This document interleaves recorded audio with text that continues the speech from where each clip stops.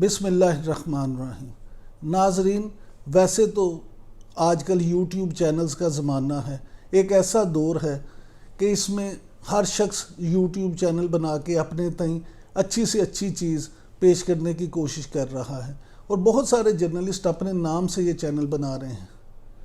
मैंने भी ये जसारत की है, लेकिन मैंने अपने चैनल का नाम वाक़फ़ान हाल रखा है, इसलिए कि मैं सिर्फ अपनी चीज़ें ही ना पेश कर सकूं, बल्कि वो जर्नलिस्ट, वो बड़ी शख्सियात, वो लोग जिनकी ज़िंदगी के बारे में आप जानना चाहते हैं, आप उनसे कुछ सीखना चाहते हैं, आप उनसे अपने इल्म में इजाफ़ा करना चाहते हैं, उनको भी आपके साथ शरीक गुफ्तगू किया जाए। इसी सिलसिले में आज हमने बात की है आरिफ हमीद भट्टी से।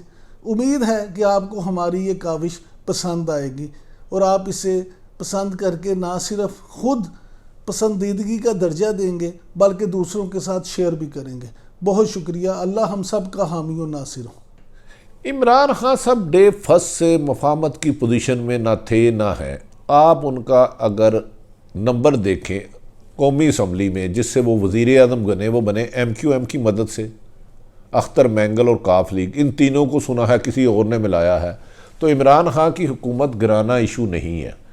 आसफ अली जरदारी और नवाज शरीफ ने मुफाहमत किया तो किसी और से की है और उन्होंने अपनी मुफाहमत को पूरा भी किया है, जिसका आपको यकीन पता होगा कि एक GIT बनी, सुप्रीम कोर्ट में केस चले। लेकिन सच ये है कि नवाज शरीफ और आसफ अली जरदारी से एक पैनी भी रिकवर नहीं हुआ। नैब गलत बयान नहीं करता है कि उस केस में, लेकिन इन दोनों से एक पैसा रिकवर नहीं हुआ और वो मुफाहमत की वजह से जरदारी साहब बहुत जल्द इतने बड़े केस जिस पे GIT बनी, कहते थे अरबों रुपए है, बेनामी फलूदे वाले हैं, लेकिन आज जरदारी से एक पैनी रिकवर नहीं हुई। मुफाहमत करने वालों ने इस दफ़ा दोनों अपोजिशन रहनुमाओं को पूरी फेवर दी। इमरान खान बेबस भी हैं और बेकस भी हैं, क्योंकि ऐसा लग रहा है कि इक़्तिदार उनकी मजबूरी थी। वो खुद दयानतदार हैं, लेकिन वो किसी भी एक अमल बात को पूरा नहीं कर सके। मफाहमत किसी और से की जाती है, क्योंकि इमरान खान साहब खुद चाहते तो ये हुकूमत नहीं बना सकते थे। तो लिहाजा उनकी पार्टी में जेब में खुद इतने खोटे सिक्के हैं कि वो अपने एक अच्छे मकसद से आने के बावजूद भी कामयाब नहीं हो पाए। उनके इख्तियार में वो कुछ नहीं है जो बज़ाहिर नज़र आ रहा है, लेकिन जो नज़र आ रहा है कि वो एजुकेशन के लिए बेहतर कर सकते थे, गुड गवर्नेंस बेहतर कर सकते थे, हेल्थ के लिए, उसमें भी वो कामयाब नहीं हो पाए। जो 2018 25 जुलाई से पहले इमरान खान से उम्मीदें थी, वो उम्मीदें काफ़ी हद तक लोगों की दम तोड़ चुकी हैं। देखें, इमरान साहब डॉक्टर तकीर को लगाया भी मजबूरी में था, क्योंकि आप देखेंगे डॉक्टर तकीर पर इल्ज़ाम है सानिया मॉडल टाउन को। उसके सारे मरकज़ी किरदार जिन्होंने गोलियां चलवाई, जो मास्टरमाइंड है पंजाब की सबसे पुरकशिश पोस्टिंगों पे है, डॉक्टर तकीर का इन सब में कम रोल है जिन लोगों ने मारा और मरवाया। डॉक्टर तकीर उस वक्त सेक्रेटरी हेल्थ नहीं थे, प्रिंसिपल सेक्रेटरी थे। प्रिंसिपल सेक्रेटरी का डेंगी में इतना रोल नहीं था। वो तो नवाज शरीफ CM की कोऑर्डिनेशन करते थे। सिर्फ ताहिरुल कादरी ने एक ट्वीट किया, उस पर इमरान खान ने गोगलों से मिट्टी झाड़ने के लिए उनको चेंज कर दिया। अदरवाइज असल कातल जो सानिया मार्डोन के मास्टरमाइंड है, सारे इमरान खान ने क्रीम पोस्टिंग पर लगाए। और जिससे बड़ा जुल्म इमरान खान अपनी हुकूमत में कर नहीं सकता कि जिन कातलों का खून बेचते हुए सानिया मॉडल टाउन पे वो सियासत चमकाते रहे, कहता था उनको करार वाक़या सजाएं दूंगा, उनको उनके मनपसंद दो पर तैनात किया। और शायद मेरे ख्याल में हिस्ट्री इमरान खान को इस इशू पे माफ़ नहीं करेगी। देखिए, मौजूदा सेटअप इमरान साहब आया तो 5 साल के लिए था, लेकिन लाया गया था। मैंने पहले भी अर्ज़ की कि नंबर गेम बहुत कम है। आज MQM और अख्तर मैंगल पीछे हट जाए तो इत्तेमाद का वोट नहीं ले सकते। जो इन्हें लाए थे, उनका जो ख्याल था कि इमरान खान के आने से इकॉनमी बेहतर होगी, लोग टैक्स देंगे, गुड गवर्नेंस होगी, वो कामयाब नहीं हो सका।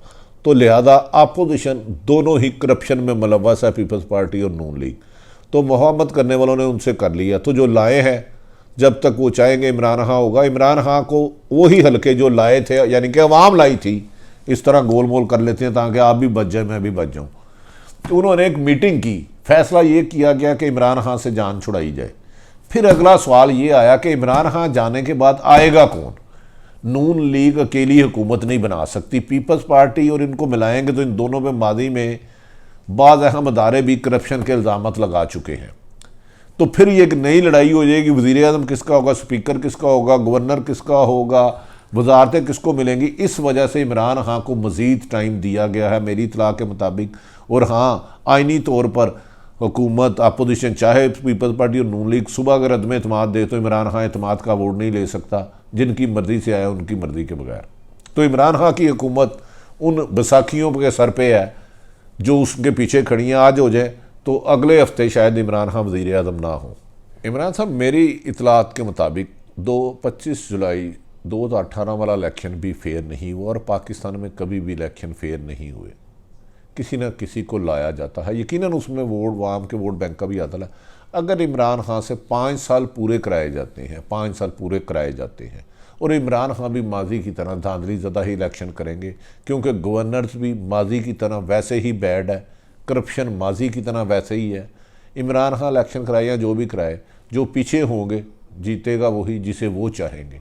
इमरान खान ने सबसे बड़ा नारा लगाया था कि मैं बलदियाती इलेक्शन कराऊंगा, निचली सतह तक कराऊंगा। इलेक्शन नहीं करा पा रहे क्योंकि उन्हें 4 रिपोर्टें ली हैं, चारों में है कि पीटीआई शिकस्त खा जाएगी, हार जाएगी।